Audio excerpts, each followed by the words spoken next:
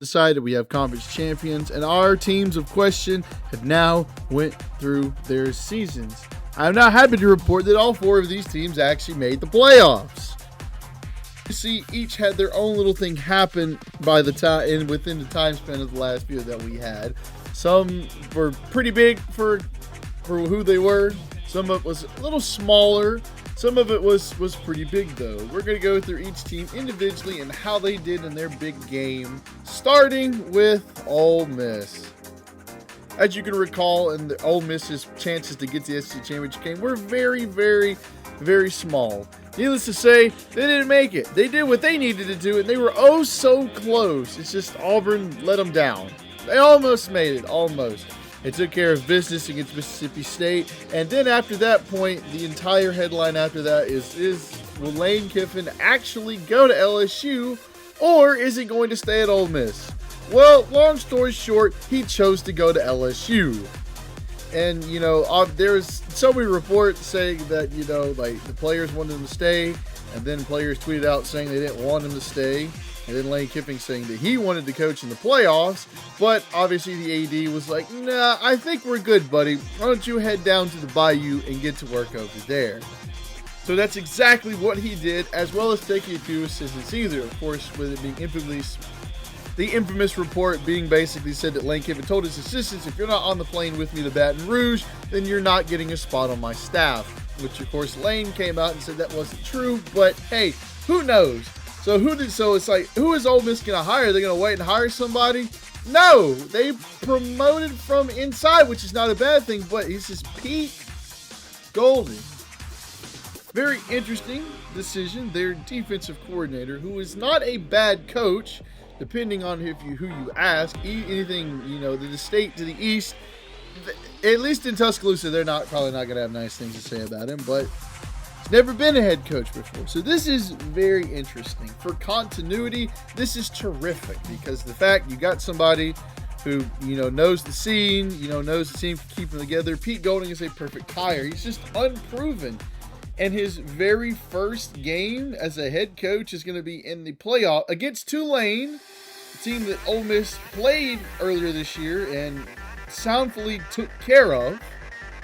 So I have faith that Ole Miss should win this game, but they do know that if they do win this game, they get the task of getting a rematch against Georgia in the Sugar Bowl.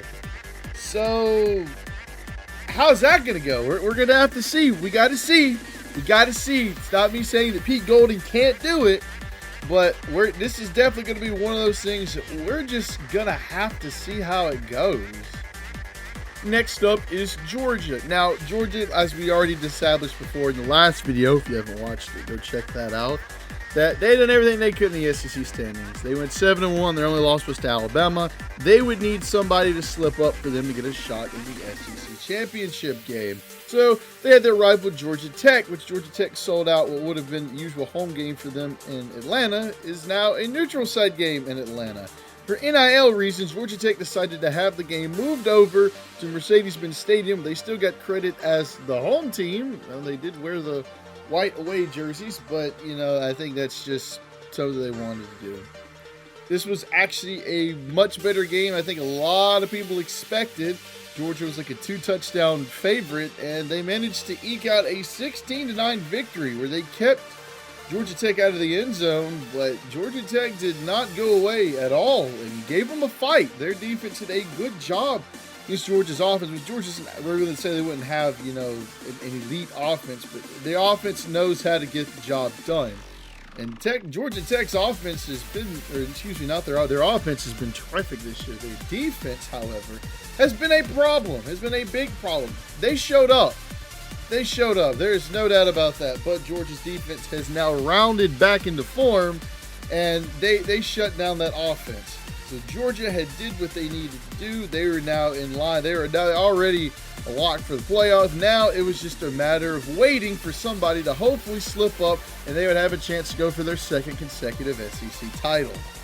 That leads us to the two important teams that are still basically now front running for the SEC championship game, leading off with Texas A&M. They got the Friday nightcap against their arch rival in Texas. Remember, they were in a scenario like this last year, all they had to do was beat Texas and they would be in the SEC championship game. The only difference this year is that last year, the winner itself, it didn't matter who it was in the SEC championship game. This year, only Texas A&M had those kind of odds. Texas had 3 losses and basically needed this win just to have any resemblance shot to get to the playoff. Well, spoiler alert, they didn't get it. But did Texas take care of business? Yes, they did. Yes, they did. A&M had a little small lead at the half, and it looked like, okay, the way it started out, it looked like A&M was going to take care of business. Yeah, that did not happen because where was this version of Texas at all year? If this version of Texas had showed up for at least one of the 2 games against Ohio State or Florida, they would be in the playoff right now. Arch Manning finally looks like he lived up to all the hype he had in the preseason and, made the plays he needed to. Talk about a little, what was that, back foot pass? Freaking the touchdown run, and Marshall Reed all of a sudden just randomly pressing and throwing 2 consecutive interceptions. I mean, what the hell happened here? And with that being said, A&M's fate was sealed, at least in that way of the context. The deed was done. They had officially been eliminated from SEC play, SEC championship game participation. Therefore, Georgia had booked their tickets. But at least A&M can say they're in the playoff. Texas didn't make it, and as much as Sark wanted to say how much they deserved to be in there, you still lost to Florida. So, with that being said, Georgia was in. Now, it was either a matter, they're getting a rematch either way. You're getting a rematch against the only team to beat you this year, or you're getting a rematch against a team you managed to overcome a 9-point deficit against. Anyways, it's time to go check on Alabama. The Iron Bowl. Like I said, to me, this is definitely the best rivalry in college football. I just randomly clapped for some reason. But a lot of people said Alabama was going to go down here. And, it started off pretty balanced back and forth. Neither offense could do anything. The defense is reflexing. And then eventually Alabama figured something out. They figured out they could catch the football. Auburn did not know how to do that in this game. You watch it, believe me, they did not know how to catch shit. They couldn't have caught COVID in that game. Alabama eventually storms out to a 17-0 lead. Auburn finally figures some things out on offense to get 2 field goals before the half, forced to stop, and they get a touchdown. All of a sudden, they're back in the game. Alabama gets a field goal, and then Auburn marches down and ties the game. Alabama's offense at that point looks lifeless, and Auburn, who was down by 3 scores at one point, now all of a sudden look like they might be about to pull this off, and then their losing streak to Alabama. But what is one thing that Alabama has had this year that they did not have at all last year? Resiliency. I got to be honest with you, I was sitting there, and in case you don't know, I am an Alabama fan. I was sitting there after they tied the game. I was like, well, we're in trouble here. What does Alabama proceed to do? They proceed to do the exact same thing they needed to do against South Carolina. They put together a marathon drive and take the ball down the field. Except Alabama gets stopped on a 4th and 2, and I know people will talk about the penalties, the pass interference. We're not here to talk about that. We're here to talk about the 4th and 2 call, which, most coaches in that scenario, what would you do? You would probably kick the field goal. DeBoer says no. Decides to go for it on the idea that, hey, my defense, well, early in the game was playing well, but really hasn't done anything here recently, can get us out of this in case we don't get it. Alabama gets it. Isaiah Horton scores 3 touchdowns. Alabama manages to force a fumble of Cam Coleman. They hold on, and they get the win and punch their ticket to the SEC championship game. This was a hell of an Iron Bowl for the most part. I don't know what it was about this one. Something felt different. But I got to be honest with you. I know the Jordan-Hare Stadium scares a lot of Alabama fans. It has every right to do so. And also the fact that Alabama barely won the last 2. I don't know what it is. Except for that one part, I never doubted Alabama for a second. I thought they always had this in the bag, and they managed to get the job done and do just enough. Though the one thing that is weird is that the 4th and 2 call was enough to justify Alabama jumping Notre Dame. Now look, when Alabama first lost Oklahoma and dropped down, I didn't think Alabama should have been behind Notre Dame, and I think it's very weird the fact that just because of that, they jumped them. I mean, I'm not mad at it, obviously, but it's like the logic there just doesn't make sense. Does not make sense. But there you go. The SEC championship game is set up. It's Alabama and Georgia round 2. Another matchup in the SEC championship game. These are always very tightly contested games. Oh, wow. Yikes. Yeah, that was not a tightly contested game right there. That is for sure. So I will give a biased reasoning and an unbiased reasoning. This is the unbiased reasoning, as is the regular college football fan. Georgia earned this. There's no doubt about that. Whatever mistakes they made the first time around back at the end of September against Alabama, that was not on display here. Alabama converted almost third down at will the first time. Alabama couldn't do shit this time. They couldn't run. They couldn't throw. They couldn't get drives put together. Georgia shut down this offense completely. Alabama had nothing, no answers at all whatsoever. Georgia had a game plan, and it was executed brilliantly. They were ready. Of course, Alabama didn't help themselves by giving Georgia short fields, basically with the block punt, the interception. They didn't help themselves missing a 4th and 2 conversion inside their own 20. They didn't help themselves. That's the exact reason why they lost to Oklahoma. Now, even if Alabama didn't give up all that anyways, but they still would have won the game? No, probably not, because Alabama's offense did not show up for this game. Alabama has a good defense, but you cannot consistently put your defense in tough binds. They're not going to bail you out every single time, and they did not do it here. They did the best that they could, but Alabama's offense just did not do enough. So anyways, here's the unbiased reason. What the fuck was that? Can we not block? I know we can't run the ball, but -3 rushing yards? What happened here? Holy crap, can we catch? Can somebody please block for Ty? What the hell is wrong with our quarterback? He couldn't hit the fucking side of a barn. What happened? Ryan Williams is here. That's great, but can we get somebody else besides him, even though he only had 2 catches for like 30-something yards? I mean, come on. 4th and 2. He's right there. You could have thrown it to the running back over there. What if I'm talking about another point at 3rd and 2 where you just flat out missed? I could have made that throw, and I can't throw a football worth a damn.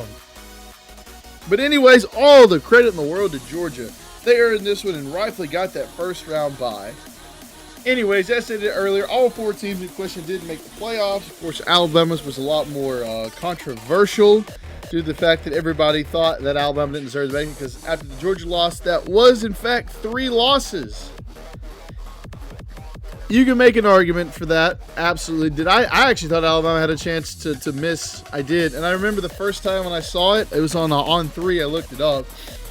And I assumed that Alabama would have got the 10 seed, because if they did make it, they would have fallen. I scrolled down to where the 10 seed was and saw that Miami got it, and then assumed that Alabama didn't make it, because I didn't think there was any way in the world that they were going to leave Notre Dame out. But little did I know, I scroll up, and guess what? Alabama is still at the 9 seed in a rematch against Oklahoma, meaning that Notre Dame got left out. Now look, do I think the committee made the right decision?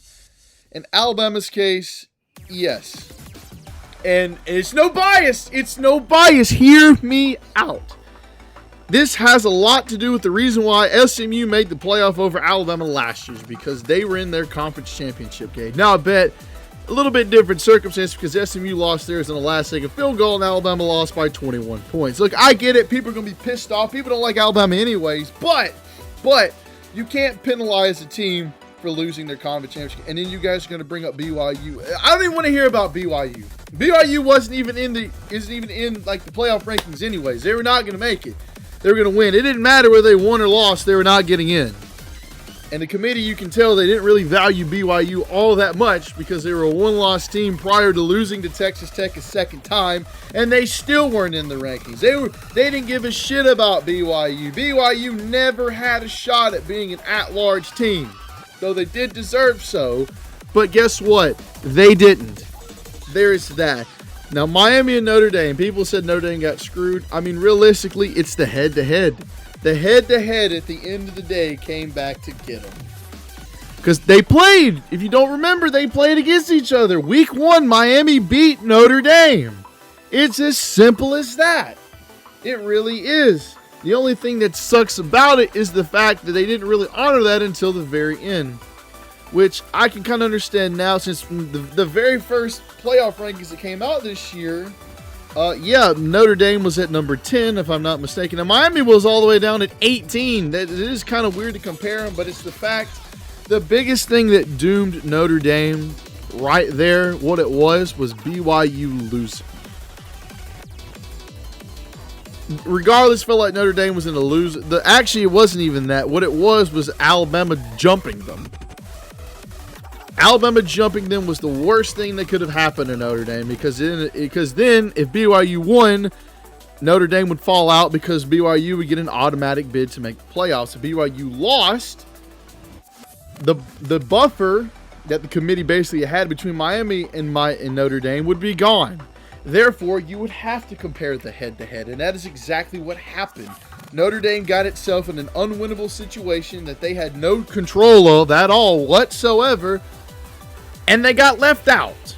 I mean, that's really about as simple as it is. Do I think Notre Dame got screwed? A little bit they did, but I don't feel as bad now just because of the fact that they didn't make the playoffs. They decided to opt out of the bowl game.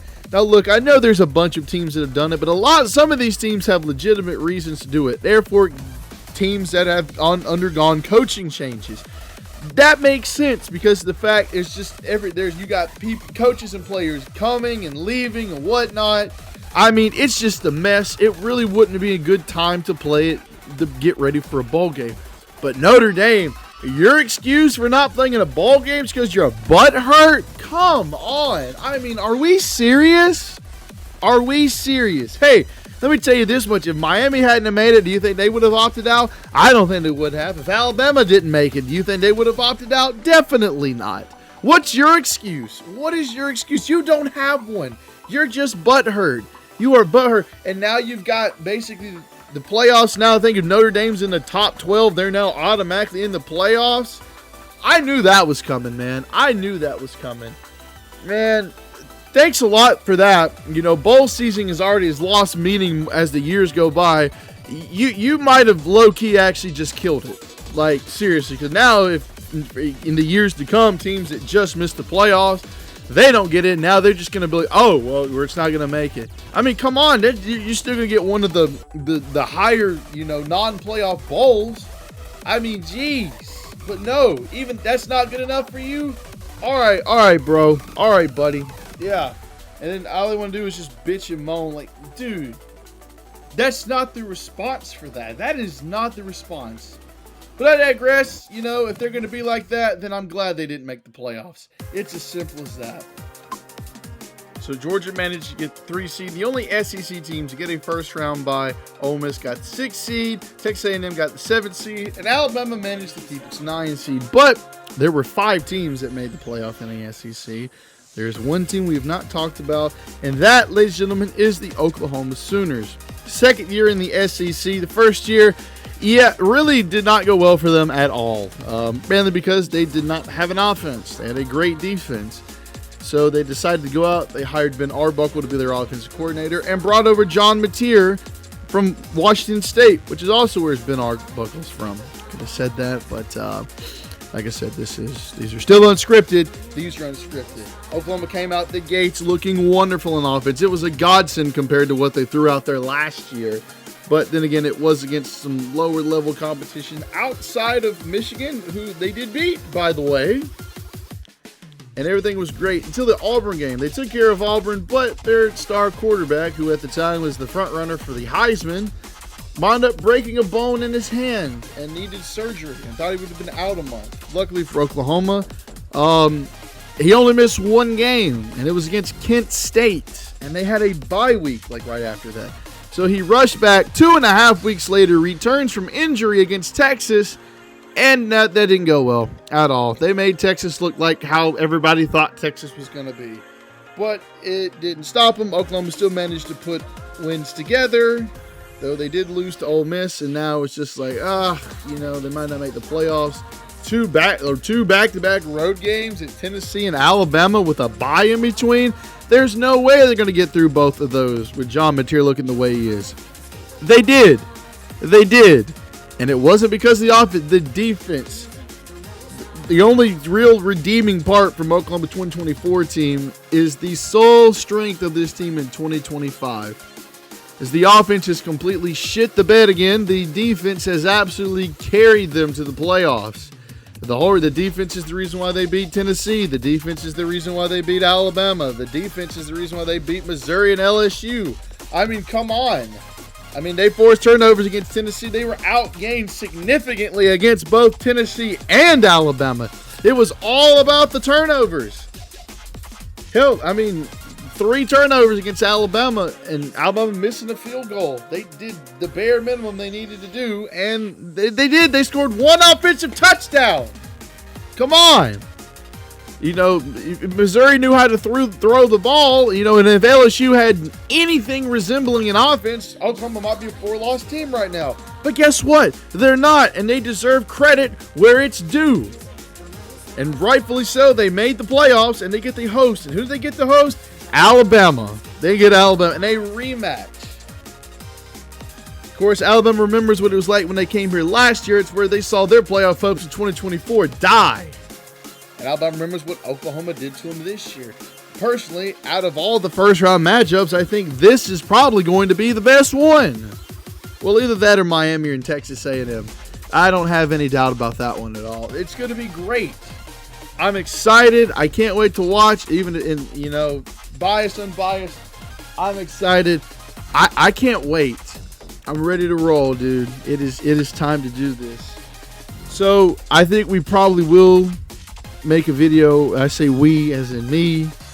Probably will make a video after, you know, the playoffs are finished. So it'll be sometime about a month to see how all the SEC teams did. I feel like we're just going to make this a trilogy, and if people actually watch it and, you know, kind of like it, we might make a series just about the SEC. Who knows? But anyways, that's all I got for this one. It's time to sit back and see what the playoffs are like. What do we got? We're going to find out starting Friday at 7 o'clock between Oklahoma and Alabama. I hope you guys ready, because I know I am. Take it easy. I'm out of here.